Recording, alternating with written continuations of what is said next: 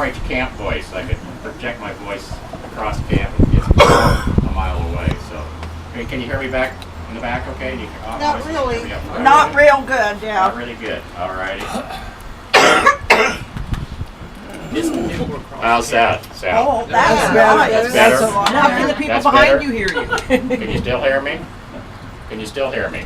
Yeah. We do lose you as you go backwards. Oh, okay. Go that way, you I must be getting. If we be quiet. Yeah. We're all hearing impaired. What the heck? Yeah, we are. Yes, yes, we are. How are you Yes. doing now? Fine. Can you hear me now? Yeah. But the engine's not running. Yeah, right. Now we're going to be really in trouble, aren't we? Yes. How about treble? Can you put more treble into the control? Do you have control Can you? for the amount of treble? You need more treble as opposed to bass. I got more trouble, but I don't. Got a few more minutes while we're waiting in case there's anybody else shows up that didn't get our ticket yet. We'll talk to you a little bit about the streetcar that you're in right now. I call this a streetcar. The city calls it a trolley. Now, here's my old expression. All trolleys are streetcars, but not all streetcars are trolleys. Cable cars in San Francisco are streetcars. This technically is a streetcar, but if it were electrified, it had a pole connected to a wire to run a motor, electric motor, it would be a trolley. Okay? However, this vehicle was produced for Tom Peterson Furniture in Portland, Oregon. Do you remember Tom Peterson? Gloria is too. All right. So I'm glad all you can relate to that, except probably the grandson, right? All right. That's what some people do on your TV. Now, Hang on the tree. is that too loud for you back there now? No. That's because you're sitting on it. They produced this to look like a trolley, and that's where it ends. All right. That's not that big of a deal, but I just wanted to. It's like I learned in college that all bugs are insects, but not all insects are bugs, and not all. Everybody calls yellow jackets bees, and that's my biggest pet peeve. They're not a bee. Bees are good. Yellow jackets are just a pain in the you-know-where. So, now, they do serve a purpose, though. Now, the streetcar System here in Albany actually got started. Can you still hear me back there? I'm sorry, I didn't really. Okay. I don't know what's going on. Can you hear me okay now? If I talk normally? How are we doing now? How are we doing? Comes in and out. Must be made in China. Sorry. Back when the railroad first came in 1870, people were coming to downtown Albany by horse and buggy. That's a knee knocker there. More railroads were coming to Albany, and there was more of a need to get people from the station to downtown Albany, mainly to the hotels. The hotels are the ones that really wanted more access to getting people from the station to their facility. Wheel wells right here. But at the time, the streets were mud. They weren't paved like they are today. Even the roughest roads today are much better than many of the roads that were back at the time.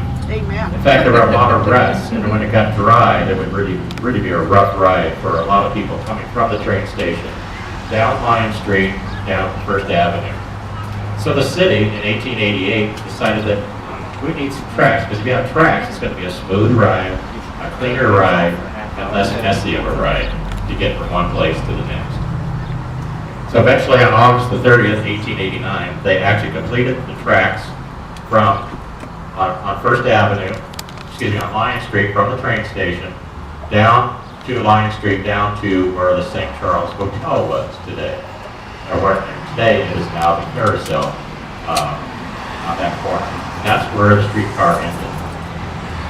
When they started in 1889, their first person that they hired to be the driver, and today's driver is Darrell Jones. Daryl's been working with me for quite a while. He does a great job of maneuvering us around, and we'll be getting going here pretty soon. I kind of nicknamed him Old Charlie because Old Charlie was Jared Ross's horse. And he was the family horse.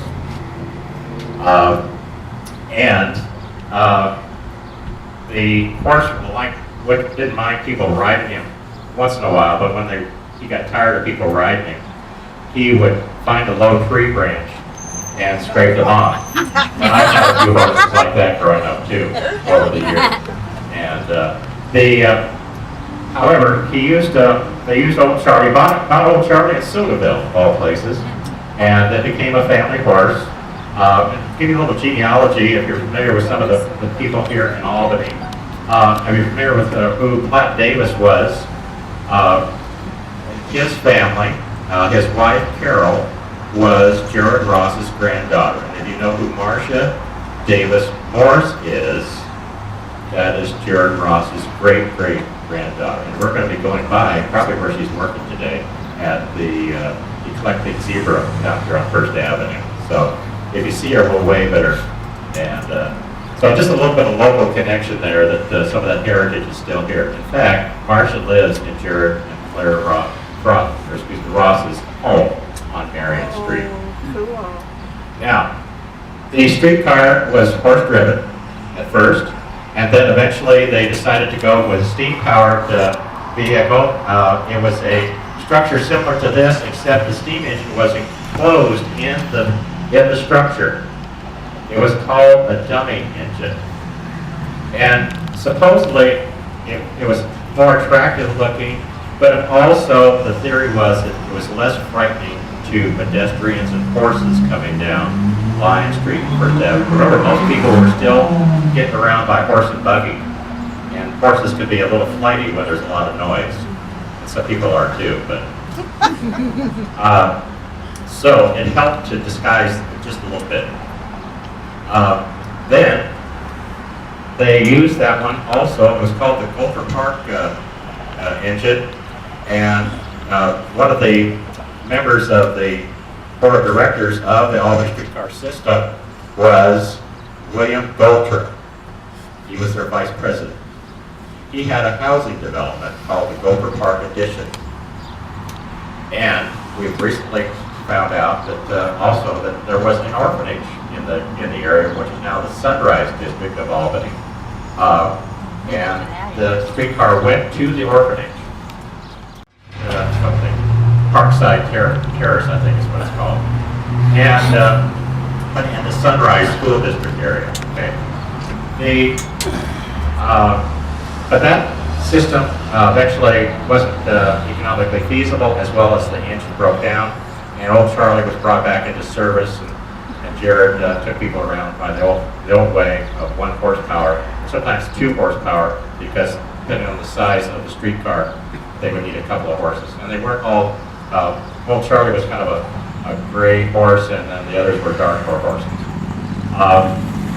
Then Albany decided to purchase a second-hand, what was called a dinky. A dinky was a self-contained steam engine, had its own water tank, and of course its own boiler, all in one unit. Didn't have a tender behind it for the fuel. Everything was all in one. And it was, if you're familiar with train wheel arrangements, it started out as a 242T. T was the tank on it, is what it referred to. But Albany took off 242 means 2 wheels in front, 4 wheels in the middle, and 2 trailing wheels. Albany took off the first front two. Why they did, I'm not sure. Maybe to help make it easier to maneuver the streets here in Albany. That was a steam-powered one, and then eventually it broke down too, and Old Charlie was brought back into service again. In fact, eventually, another company called the Portland, Eugene, and Spokane, or Eastern, railroad company, they electrified the streetcar. They bought out the Albany streetcar system, and then it became, what did it become? The streetcar became a Trolley. trolley, thank you. Because then they needed overhead power sources. because that's where the term trolley comes from. When you troll for fish, you have a big long pole. And that's what it looks like. It looks like a big fishing pole hanging up on top of the streetcar. And while they were, old Charlie was getting ready to be retired. Eventually, he ended up only picking up the mail with Jared. And they picked up the mail, or delivered the mail down here on First Avenue. There was a post office down here on First. And then he got retired, and eventually Jared and Ross bought a Studebaker to Charlotte's place. Horses only last for so long, you know, they're kind of old. Kind of like Studebakers. Well, yeah, that too. That's a whole other story, too. I wouldn't have a Studebaker today, except paying for the gas. Anyway, the last streetcar ride by Old Charlie, or by the horse-powered one, took place right out here at 2nd and Lion Street. 50 business people of Albany got on board. And they did it here, and then they went back to the train station. The reason they did it here is because this whole area was being worked on to convert the system into electricity. So First Avenue was not available for the horse-drawn car to go down to. So a little bit of a historical event happened right here in front of the Albany Regional Museum. Now, the streetcar, we're going to go to some places that the streetcar went, and we're going to go some kind of oddball ways out of the way that are railroad related, that the streetcar did not go to, but we're going to be following much of where the streetcar's route was. When the streetcar first came down through here, there were two different places it could have gone to. One was here where this building is located, where the museum is, but before the museum was here, even back in 1889, this building wasn't located here. This was Chinatown. The people who helped build the Oregon and California Railroad and also helped with the San Diego Canal were Chinese gentlemen. The same ones that helped with the Transcontinental Railroad that were just getting ready to celebrate, or just celebrated the 150th anniversary of the driving of the Golden Spike, connecting the East Coast and the West Coast. Central Pacific and Union Pacific met at Promontory in Utah on the 10th of May, 1869. Albany's first railroad came on December the 8th, 1870, about a year, 7 months later. So, when the first train came, we had more trains coming. We had a train coming from the Oregon coast, Newport area. That was the Oregon Pacific. Then we had the Oregon Electric, and Albany became like spokes in a wheel of railroads. And we had people coming by the river, and we had people coming by coach trails coming into Albany as well. So that's how Albany eventually got to be known as the hub city. And the gem of the Willamette Valley, or the hub of the Willamette Valley, where all these transportation systems were coming together. The Oregon, or the electric line stayed here for several years. Eventually, it went out of business in 1918, mainly because people were now discovering another way of getting around. Cars, motor vehicles, really nice cars. The streets weren't always paved yet, so they were starting to do hard surface, basically rolling these streets and macadam, or whatever you want to call it. They weren't asphalted yet, but they were working on eventually becoming solid streets downtown here. So Old Charlie would have had a hard time getting down First Avenue anyway with all the cars and stuff, motor vehicles hit by, and it would have been a traffic issue. Much like it was yesterday when the street lights, the traffic lights went out with a power shortage. Probably was, I imagine it must have been a zoo down here. Hopefully most people remember the rules of the road. Okay, let's get going. All right. Southwest East, I think it was Barnett Store or whatever. Yes, Those I remember the full-time Oliver. But also, before that, it was an auto dealership, about 3 different auto dealerships.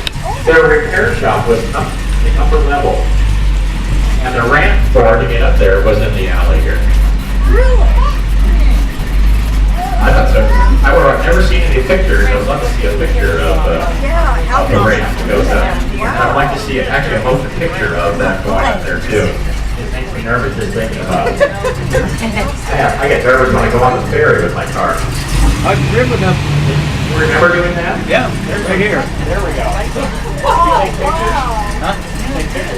No, it's no easy. Have a cell phone back there. You're talking about this building right here. Oh, it smells spicy. Yes, Mark?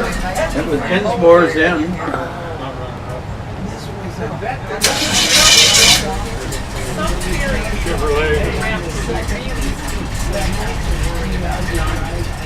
Is today was the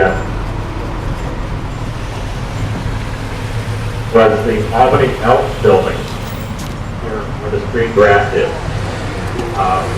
The building next to here where the brick wall was there before the Elks building was. In fact, the advertisement was put up there in 1905. It lasted for 4 years.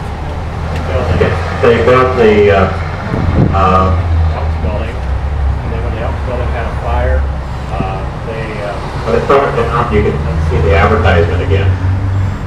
Back in there, okay? Cutting in and out. In and out. I don't know what the problem is. How's that? Nothing made it work, did it? Can you hear me now? Can you hear me now? Can you hear me now? All right. Ah, there. Maybe it doesn't like that. Now, here on the corner, on this corner, we have, this was where the Baltimore building used to be. It was a beautiful building. And at the lower level of it there was a hardware store. At one time on the right-hand side, lower level. On the left-hand side was the Albany Furniture Store. Oh, really? And now, furniture store. Back then, furniture stores did more than just make furniture. They also made coffee. They were also the local mortuary. So there was a mortuary here at one time also. That's not, and we'll go to another place where there was the same situation. Now, the building eventually, it burned down, and it got such, the water damage was so bad they finally had to tear the building down. However, at the time, there was a city ordinance that a lot of the buildings in Albany had to be brick because they were losing a lot of buildings left and right because of fire, because most of the buildings were wood. So, what saved the buildings here to the left of us, the left of the Baltimore building, was the brick wall. You still see here today, if you notice the architecture is a little bit different. If you go by here, you'll see the yellow and darker brick. That is what's left over on the wall of the Baltimore building. That's the only thing left is the Baltimore building. Next to it is the Rialto Theater building. That's called the Civic Theater. Well, it started out actually as the Hub Theater, but before that it was a bar and restaurant. That's what it was built for, and then eventually became a theater, and then it became Rialto Theater, and today it's called the Civic Theater. Next door to it was a business, larger business called the Ultra and Rumpel Farm Equipment Dealership. Same Ultra as William Ultra. That was his business. That's where he made his money from that business. Okay.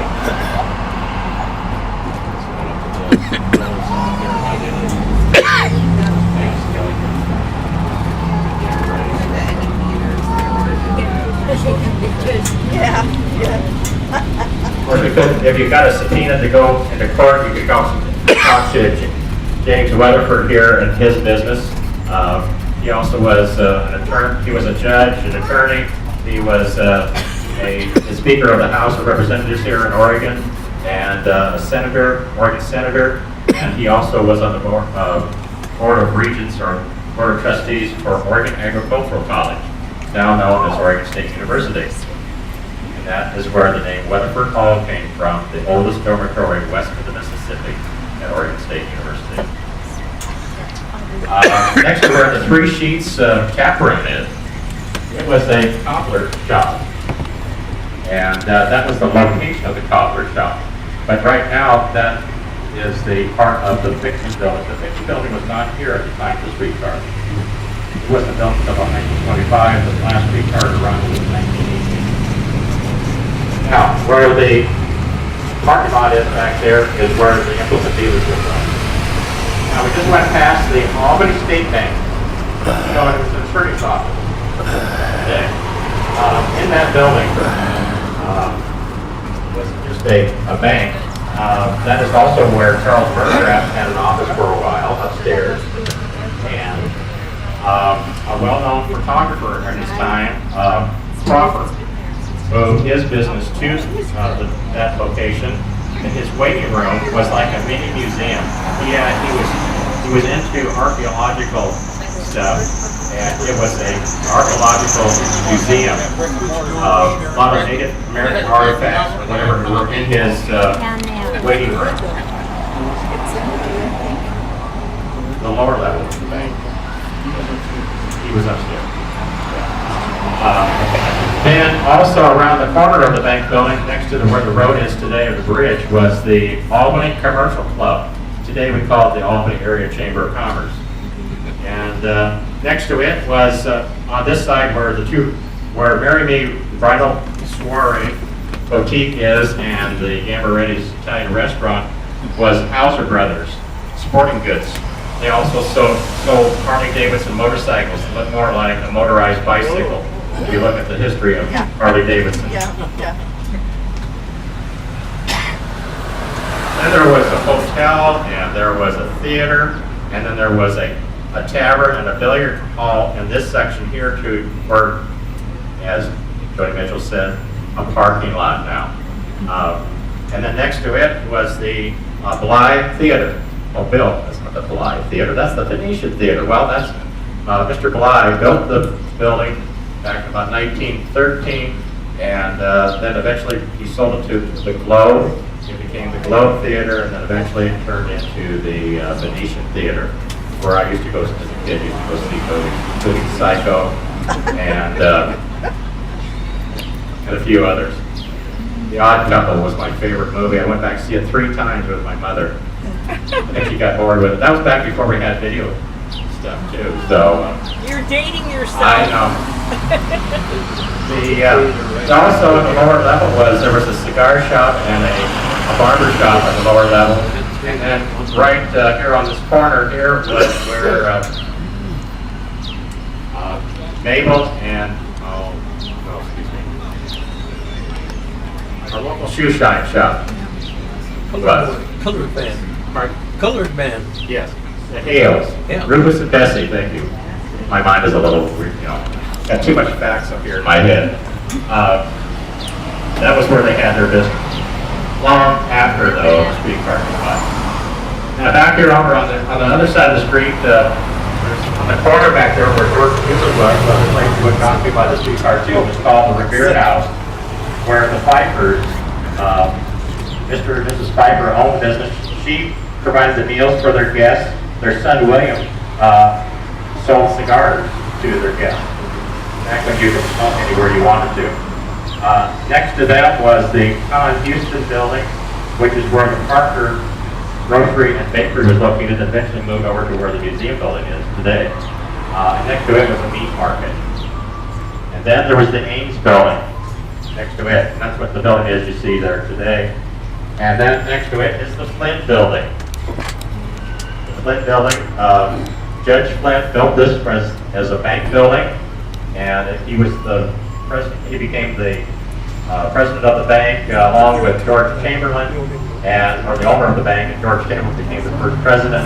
And then it also the clothing business decided to move in, also known as Blaine's Clothing, and Lake Blaine brought it here. It was it stayed open until 1976. It was the longest running, oldest men's clothing store west of the Mississippi. Oh, cool. Everything was like west of the Mississippi out here. Yeah. Well, but historically, even Weatherford Hall that I mentioned to you earlier was the oldest dormitory west of the Mississippi, continuously operating west of the Mississippi. Still is. Yeah. Huh? I remember as a kid, I was not a Boy Scout, but I was in 4-H. I don't know. Anybody that was a Boy Scout, that was where upstairs is where you got your Boy Scout uniform. And supplies, yeah. You were a Boy Scout, right? On the corner up here, and then we'll be moving on here, is the Cusick building. It was a bank building. Basically, it was a family business. The son and the father and all were operators One was the clerk, one was the vice president, one was the president of the bank. And they stayed there for quite a long time. And in recent history, today, it is now the home of Boston 244, the restaurant.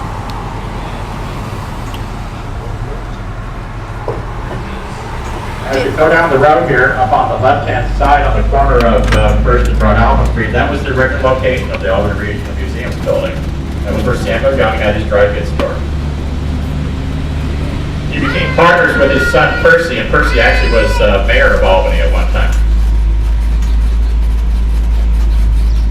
And then he continued to, Young built the building behind the building there. Today it's where Riley's Billiards is today, and the Elks Lodge is now today.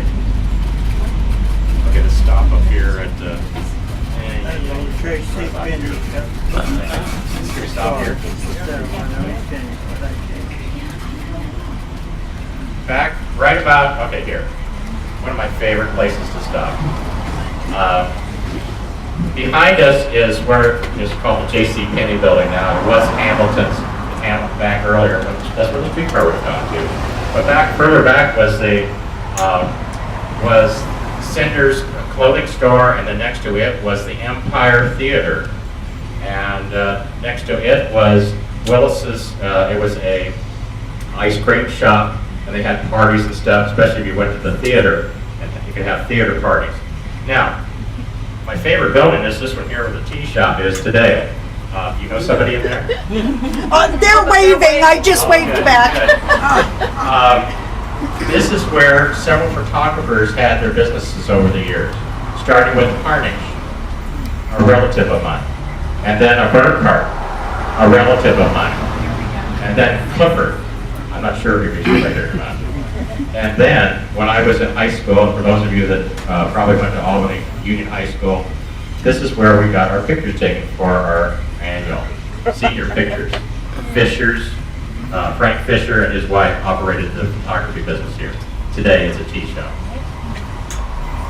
So some of the photographs that you see, in addition to Crawford's photographs, are some of the collections that you see for Bob Potts' collection. A lot of pictures we have available at the Albany Regional Museum are what historical pictures you see of Albany were a result of these photographers, including pictures of the streetcars that came down. It was really easy for them to come out in front of their business and set up their camera and here and grab a shot of the streetcar coming down First Avenue. First Street back then. Okay, let's go over here. Where the bank building was back there was eventually became the Wells Fargo Bank. Now it's for sale. If you like had $1.5 million, you could buy it, including the parking lot.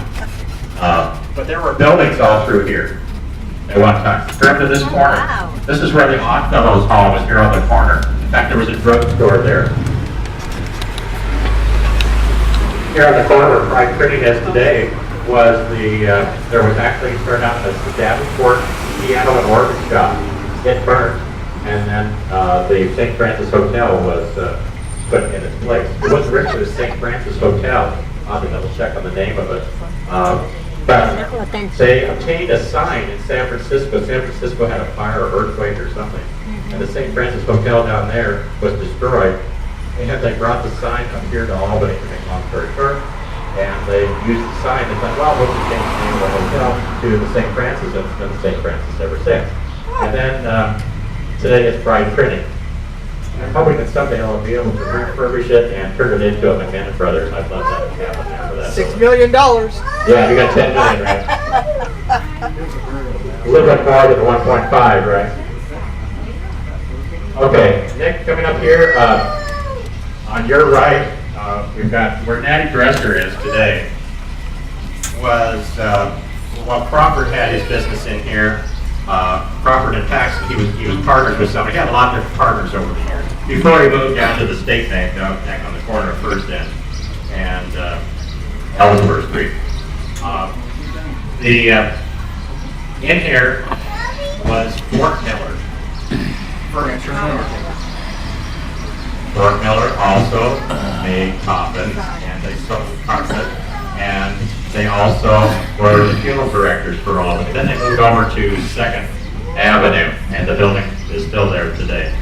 or second, no, third, excuse me, next to where the library is. Next to where the eclectic zebra was the Masonic Hall. It's still the Masonic Hall. It had originally had a tower.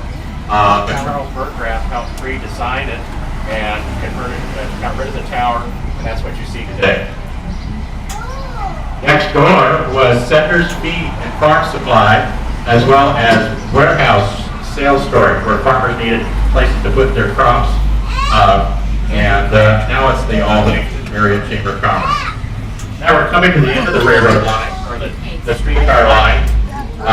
It ended up here where the carousel is today. That was the St. Charles Hotel.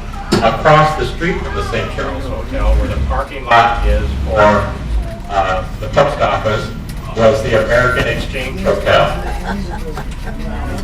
The widow of the original owner and her son operated it for several years because her husband died in a fishing accident on the Kalapuya. He drowned. Sad story. Now, the St. Charles Hotel was also a place that people came by stern-wheeler, not just the streetcar stay. They would come down here to the river, disembark there, and walk up here to the St. Francis Hotel. Can you still hear me back there? Can you still hear me back? There we go. All right, I don't know what's going on. How's that? Is that better? Maybe I got my hand in the wrong place. Not holding my tongue in the right direction. Yeah. One leg up. There you go.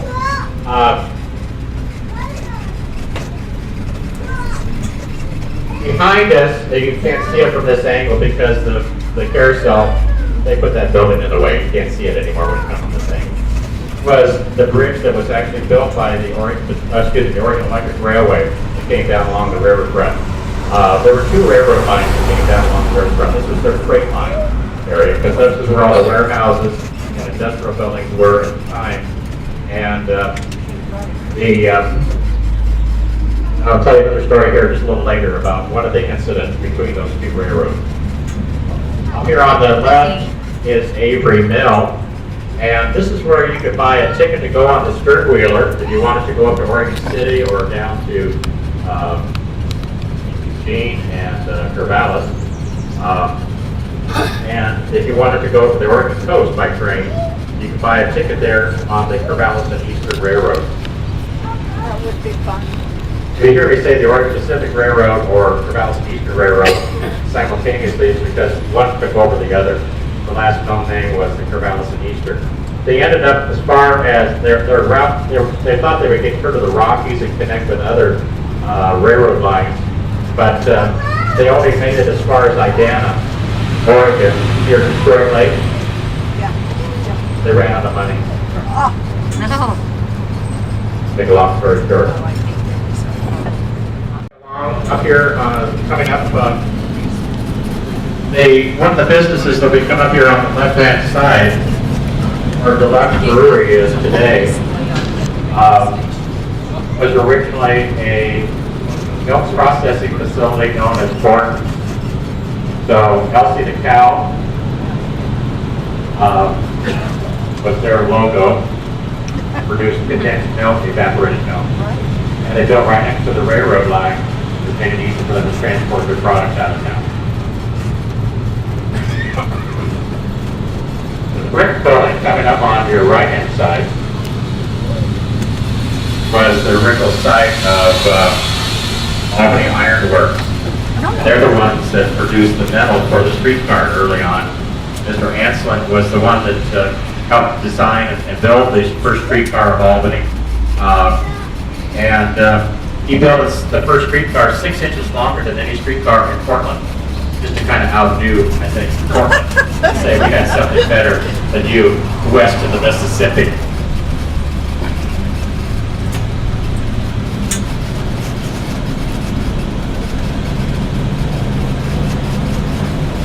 Now, when the railroads were being produced, they were competing for a lot of dollars from each community, and they're the people that they're investors, that type of thing. So there was a lot of competition. Sometimes the competition wasn't always very friendly. The Corvallis and Eastern had the first tracks down here. Then the Oregon Electric Railway, when they were done lately, they came along in 1912, quite a few years after the Corvallis and Eastern was already here. And they were trying to lay their tracks down here on the waterfront. But the Corvallis and Eastern Railroad had a siding, and they just drove one of their engines across the path of where the Oregon Electric was going to lay their tracks and block the track and to keep it from advancing their track line. At night, the Oregon Electric crew came in and moved the engine. Stop, please. There's a lot of things that happened at night.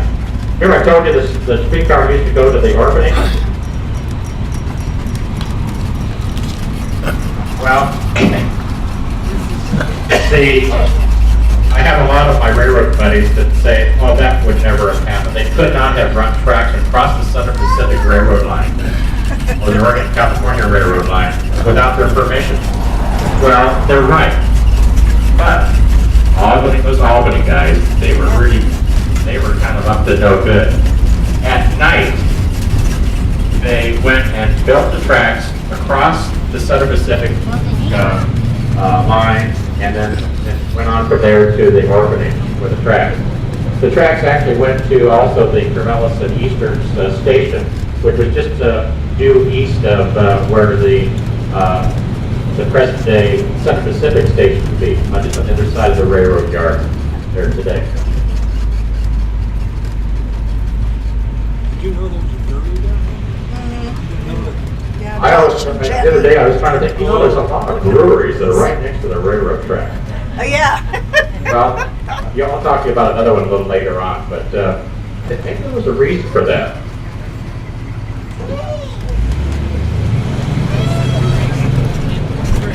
There were people that used to get paid by beer. Now, this is the story I've been told. You got a bucket, and you went to fill your bucket of beer, and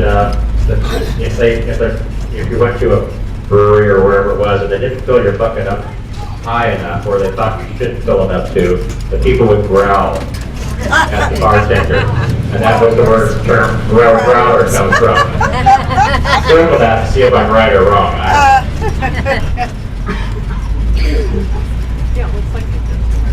We're going to make a little detour, and we're going to go down Railroad Street. You wonder why? How did it ever get that My name? grandma's house. Oh, yeah. There's no tracks on a railroad. It's one of those mysteries, kind of like the Main Street of Albany. We just turned on Main Street. You know why that's Main Street? Because that's not Albany. That was the beginning of the part of town. That was where the Ackerman part of town. And that was their Main Street. It wasn't until 1853 that the Ackermans convinced the Oregon State Legislature, the Oregon Territorial Legislature, to call the two communities they wanted to combine to, and it was called, they chose Keaton. But there were some members of the community that didn't like the term Tequila because it also referred to a deep hole in the river down next to where the Calapooya meets the Willamette, where the local swimming hole was.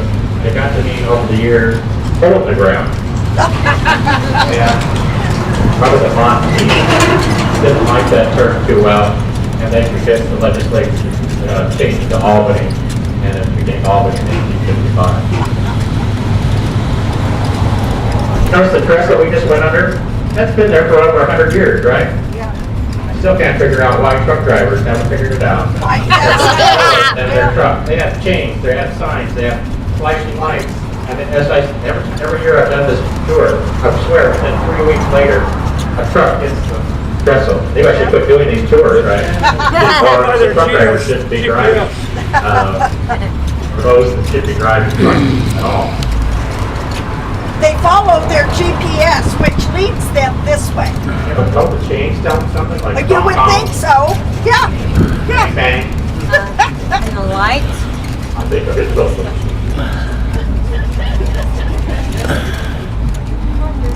Something that made railroad, rough road. It's not the only rough road we're going to hang on to your teeth. Yeah, dentures. If you look down the street, if you look kind of, I call it the shadow or the halo is not the right word. You can kind of see where there might have been tracks down the middle of this road. Well, there were. Southern Pacific Railroad did have it. This was their access to the riverfront.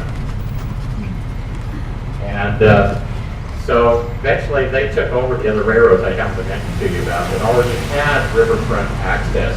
So they said, we don't need those tracks anymore. And they just abandoned these, and eventually they got paved over or removed. But still, at the time, it was called Railroad Street. There was a railroad on it.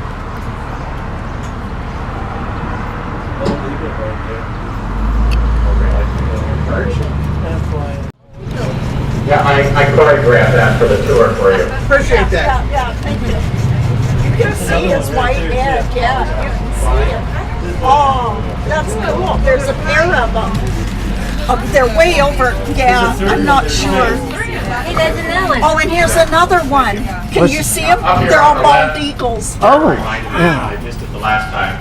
This was the old Albany High School, Yes. Yeah. before Albany Union and before West Albany.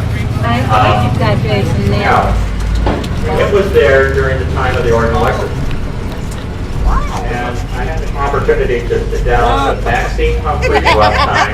Well, many of you knew the Cecil Maxine Humphrey here in Albany. I know the She names. used to ride the Oregon electric for her You guys farm, still I have think, your down dog? near Halsey, Huh? her You shed, guys still have and your come up dog? to where she went to high school.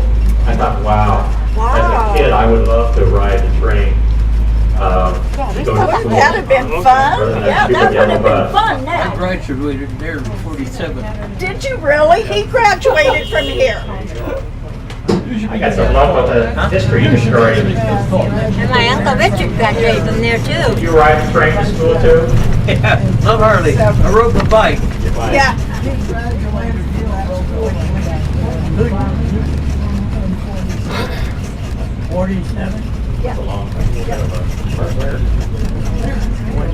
Did Frank graduate from Albany or did he? No, he was California. Yeah. You had today.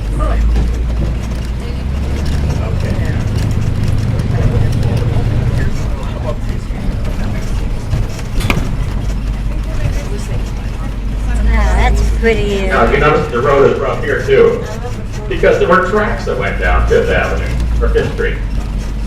This was the Oregon Electric passenger line tracks that came down this way, and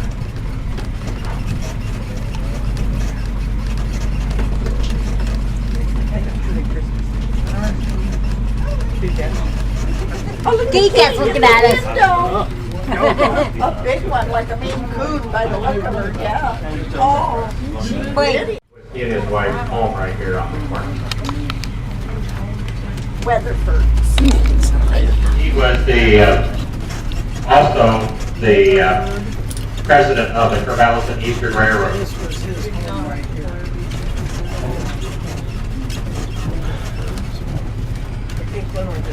This one and the one. Yeah. Like the same shade.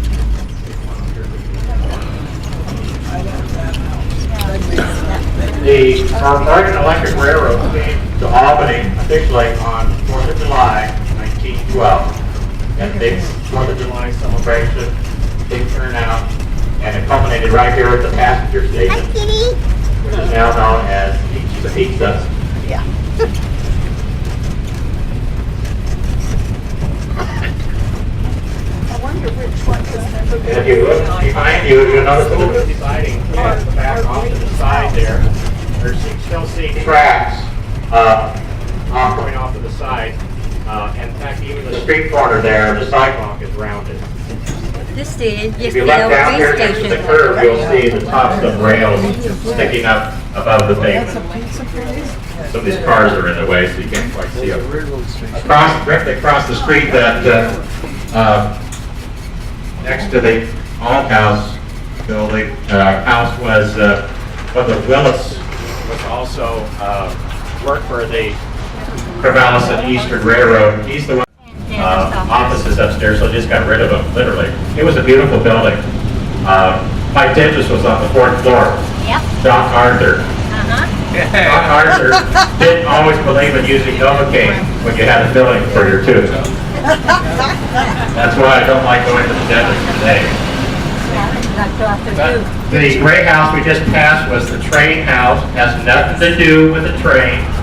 That's where Samuel Train lived. He was one of Albany's postmasters, as well as the house that had the very first telephone in a private residence.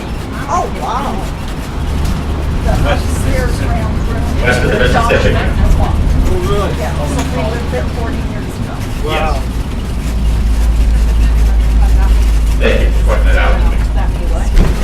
Where the green area is, where all this nice open field was the former site of Albany College before they moved to Queen and Liberty Street, which is now the Department of Energy or Bureau of Mines location. Why am I taking you back here? Little Albany trivia. The car barn was located back here. Use your imagination. About where these shrubs are coming up here on the right-hand side, or where that pole, see where that telephone pole is right in front of it? That's about where the car barn was located.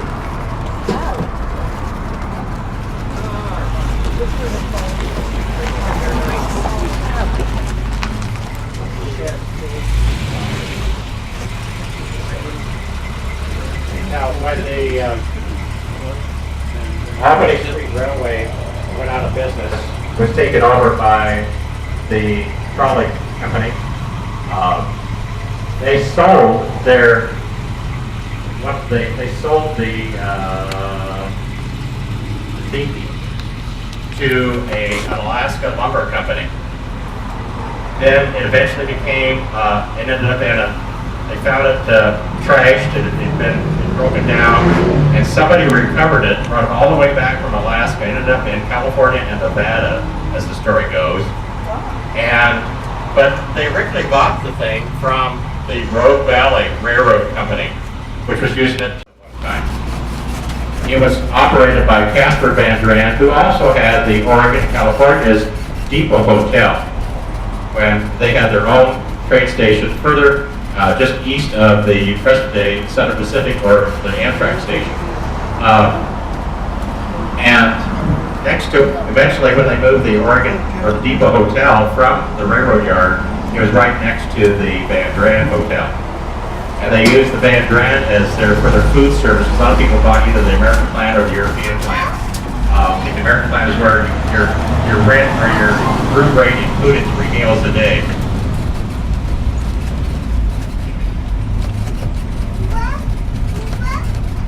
Eventually, when the hotel closed, it turned into a nursing home, and then about then they went out of business in recent history. I can give you the exact date if you wanted to know, but it was vacant for many years. I remember trees growing in, shrubs growing in. And eventually, somebody bought the property thinking that they would refurbish it, bring it back to life. But it was more than they anticipated cost-wise, and they eventually just tore it down. Today, it is now where Utrex and the Phosphate store is there on the front.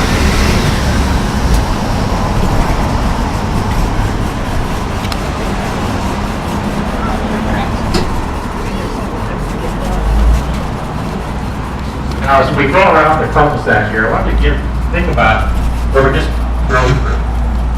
If you came to Albany,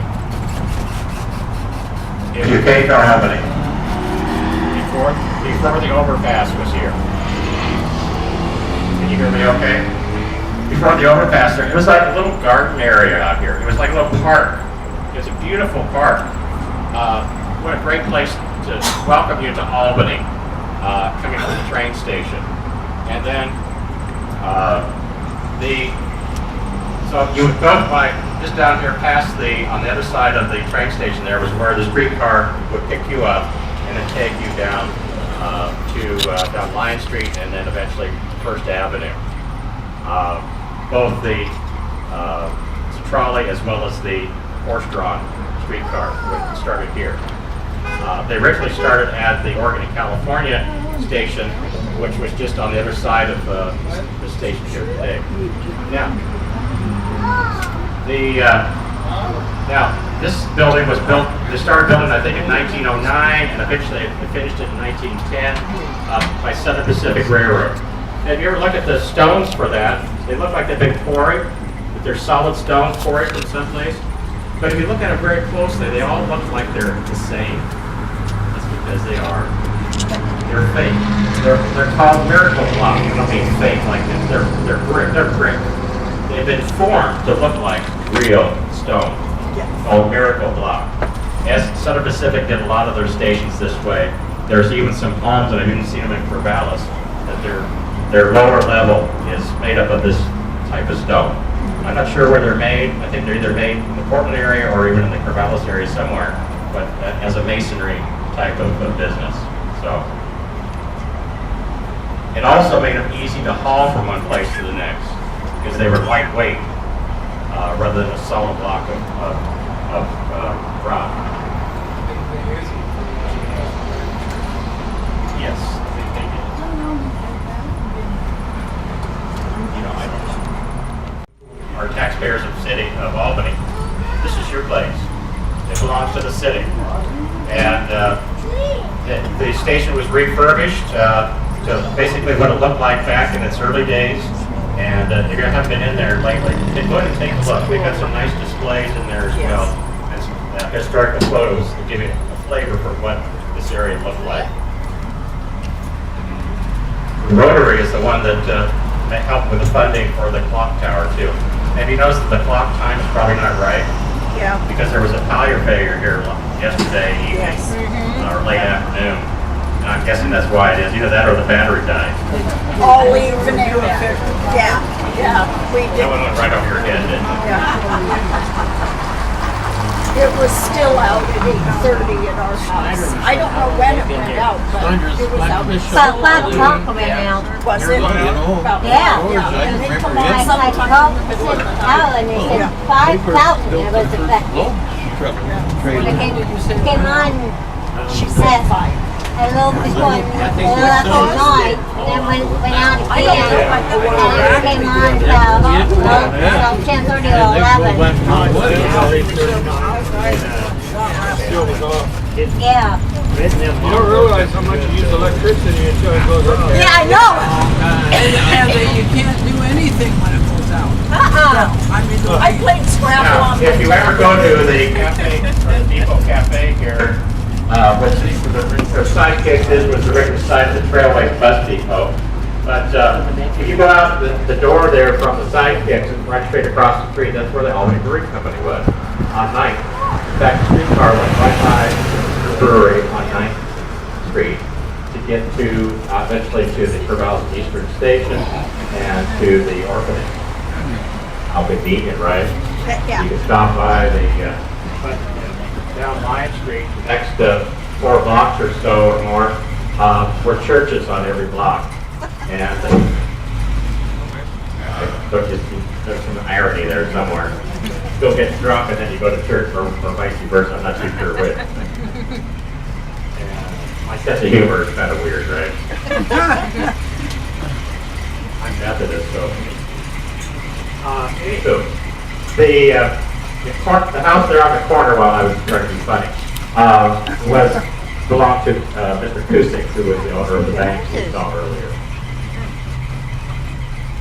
Now, the water you see off to your right is you can thank those Chinese gentlemen.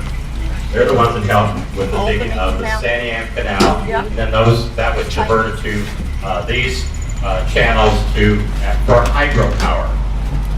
The original intent of the Santiam, people call it the Santiam ditch, was for transportation from the Lebanon area. It was great getting stuff from Lebanon to Albany.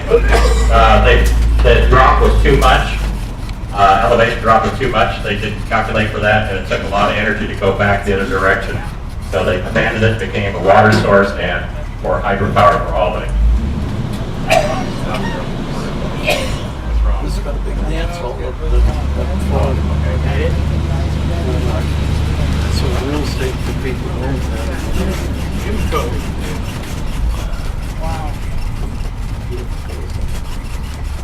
Bill, Bill, do you know who owned this building here? Yes, thank you. This is George Chamberlain's home. Yes. Back in its time, you could get your Sears and Roebuck catalog. You open it up, and you could Albany from by rail, the train station, and the materials, of course, were delivered here. And this whole house. I always attempted to go inside the house and see if there is numbers or letters, or what to say, part A goes to part B. That's what I envisioned. I'm not sure if it was quite, I don't know enough information to, but it just sounds, it makes a great story, right? I doubt it. They had that color back then. I think there was a hospital one time in here.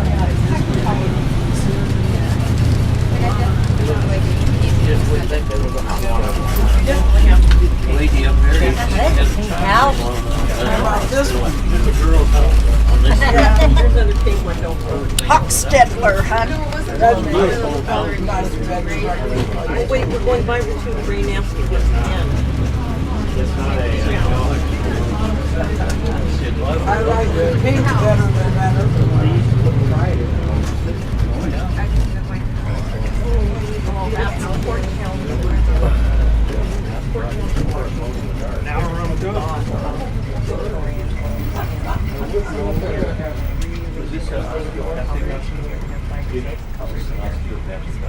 Yes, thank you. It was a hospital at one time. Osteopathic hospital. And then of course this was whatever his place is.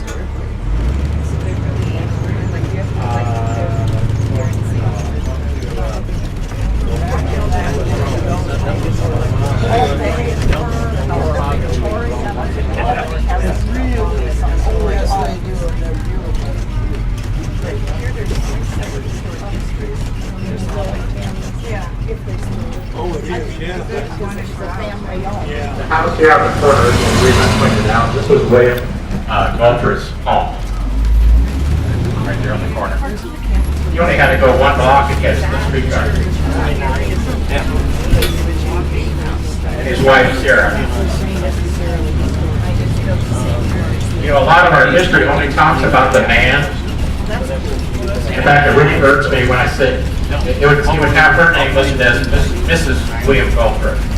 Even my mother, growing up, she was Mrs. Ray Maddy. Drive me nuts. Well, she was mother to me, but that. So I always make an effort to try to find out the name of the wife of the person who lived there or had the business or whatever. And a lot of times the wives were part of the business as well. At the cemetery to say his wife. Mr. Train, his wife was one of his, worked with him when he was a postmaster. I don't know. He hired her to help at the post office. Editor of the paper. An editor of the paper, exactly. Now, the post office at that time was located down on First Avenue. It's where Garrett Ross would have delivered the mail to or picked up mail to take to the train station. And then eventually in 1914, I believe, the new post office building was built at the corner of 2nd and Broad Albany. And then eventually the other post office we have today opened up. And the old post office is where City Hall was for many years. Where City Hall was before that is now a parking lot. And next is to Two Rivers, where the parking lot for them was City Hall. It was the fire department and the police department. Why do I know that? Because my dad was chief of police in Albany, and his office was in that building. It wasn't until after he left the force that they moved it to the post office building. Now it's at the corner of 3rd and Broad Albany, and which used to be where the the new Elks building was located, and then on the other side, where the entrance is on the 3rd Street side, was a grocery store. you. Thank you. What you're asking me? Well, that and this one as well. All of the above. Well, this one is being used by the city owns this vehicle. And Yeah, have they but used it in between the time that streetcars were running as streetcars? Well, what were they using? They were the hotels were using buses or like their own little mini vehicles. There's pictures of them. They were double decker, but they were huge. They were like they were nice looking vehicles, motorized, of course, and they were picking people up at the train station. Would it be correct to say that there's no hotels downtown anymore? That you would be correct in saying There that. isn't. However, there are a lot of people living downtown Yes. in upstairs apartments, Right. including John Bach's place is wonderful, and that used to be a furniture store where he's at now. That was Lee Borbaugh's furniture store. Keith Borbaugh's uncle. Thank you. Yeah. This is registered as an 81, 1981. So this is a new one. Yes. It was Okay. built specifically for Ron Peterson's business, or Tom Peterson, excuse me, and So Gloria's. what did happen to the old streetcars in 1918? They were a lot of the streetcars, they were just trashed. The only evidence I have is what happened to one of the engines and ended up down in Jacksonville. It was repurposed. It was used for a lumber mill, but that's all I know. I don't know what happened to any of the cars. They may have been a lot of the Portland ones, they had tons of streetcars. What they did with them is they burned them. Wow. So those people Hindsight. as trained historians, it just makes us sick because we'd love to have at least one of them. Yeah. Some of them have been recovered, and you can still see many of them up at Powerland. Now, okay, those are some of the originals that have been refurbished. Okay, and I think they still run a streetcar line down in Portland, well, down along the riverfront somewhere, similar to what the Orient Electric line would have been.